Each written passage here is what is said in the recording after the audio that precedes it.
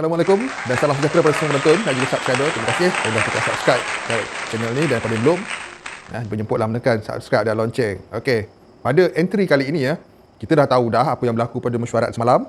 Tapi apa dalam video ni kita nak share sikit tentang feedback maklum balas yang diberikan oleh Datuk Dr. Ashraf, Ketua Pemuda UMNO, tentang apa yang dah berlaku. Jom kita mulakan. Seperti yang disiarkan dalam ciapan Facebook beliau, ada sedikit luahan yang kita perlu share sama-sama. Aku akan letakkan dekat ruang di depan ni, korang boleh tengok, dan aku akan membaca bersama-sama korang apakah luahan itu. Dan luahan itu kita tak bolehlah anggap itu sebagai penamat, tapi mungkin itu sebagai satu pencetus kepada sesuatu idea-idea baru. Okey, jom kita baca sama-sama, kita menghayatinya. Okey, apakah KWSP satu-satunya cara untuk menjamin keselamatan hidup hari tua? Tanda soal kat situ. Apakah jaminan untuk hidup pada hari tua jika rakyat hari ini pun amat terdesak untuk penuhi keperluan hidup diri dan keluarga? Rakyat hakikatnya rata-rata menuntut simpanan mereka sendiri hari ini bukan saja-saja. Ya, memang betul. Bukan saja-saja. Semuanya ada sebab. Kebanyakannya hutang lah. Okey. Ramai yang mula dihalau dari rumah tak dapat bayar sewa. Ada. Jangan cakap tak ada. Benda tu ada. Okey, lagi. Ramai yang ditarik kereta dan motor kerana sudah tidak mampu bayar ansuran. Yes. Yang ini paling ramai aku nampak. Kereta kena tarik, motor kena tarik. Ada yang buat sambung bayar kereta pada orang lain dan sambung bayar motor pada. Okey. Seterusnya, ramai yang berhutang keliling pinggang untuk penuhi keperluan hidup. Itu jangan cakap lah, memang ramai. Ramai yang tertekan memikirkan bagaimana nak pastikan makanan di atas meja terus terhidang buat sekeluarga. Yes. Ramai. Cuma kita tak nampak dengan mata kita. Tapi hakikatnya memang ada. Okey. Ramai yang hilang punca pendapatan. Hilang kerja akibat pandemik. Yes, ini yang paling ramai. Perkara ini yang sepatutnya di-highlightkan. Bukannya bencana banjir saja.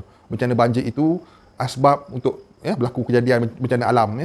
Dan telah dijadikan satu modal untuk mensailang tuntutan one-off yang dah lama diperjuangkan. Okey, aku sambung balik. Mereka ini tidak semuanya dapat bantuan kerajaan. Kalau dapat pun tak mencukupi. Ya, setuju.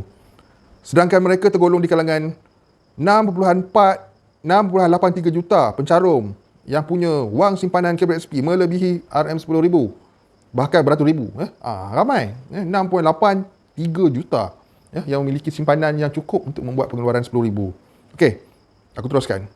Sedangkan Akta KWSP di bawah Seksyen 54 sendiri jelas membenarkan pengeluaran hari ini untuk penuhi keperluan dan keberterusan hidup.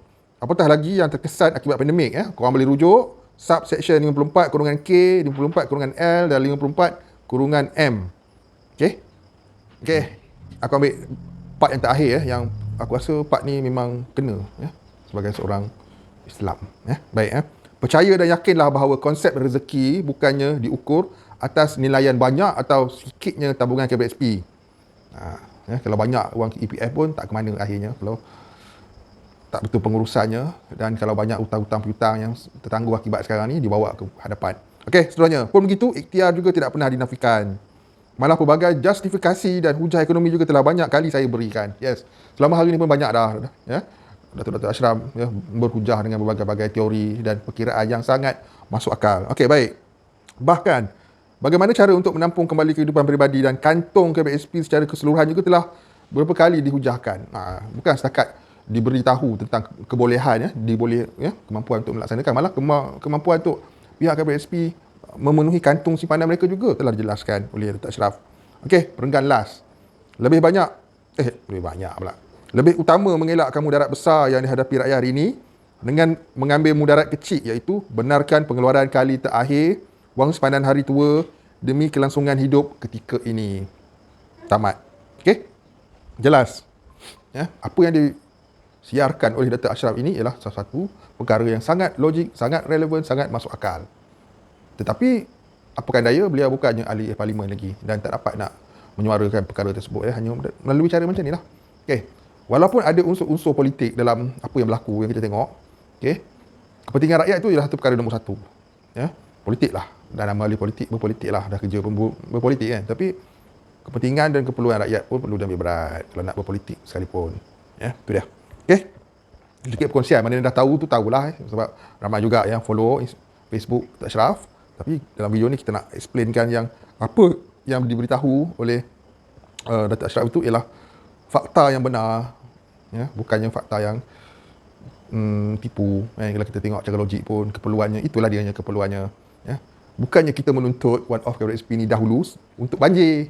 Banjir itu bencana alam yang Allah turunkan tiba-tiba dalam perjuangan yang dituntut. Jadi kenapakah bencana alam itu dijadikan alasan? Dan yalah, bantuan hanya untuk masa banjir saja. Masa yang tak banjir macam mana? Yang tersepit kerana PKP suatu ketika dahulu. Kita kena fikir dan renungkan bersama apa yang disampaikan oleh Datuk Ashraf ni. Banyak kebenarannya. Baik, kita jumpa pada entry yang akan datang. Ya, insya-Allah doakan aku besok selamat pergi, selamat balik ya, sebab nak review jalan yang agak seram, jalan Sumpitan ya, di daerah Greek. Semoga rakaman berjalan lancar dan ada penghasilan. Kalau ke laut, tak adalah kita keluar video tersebut. Kita jumpa pada entry yang akan datang. Assalamualaikum, salam sejahtera, salam hujung minggu. Bye-bye.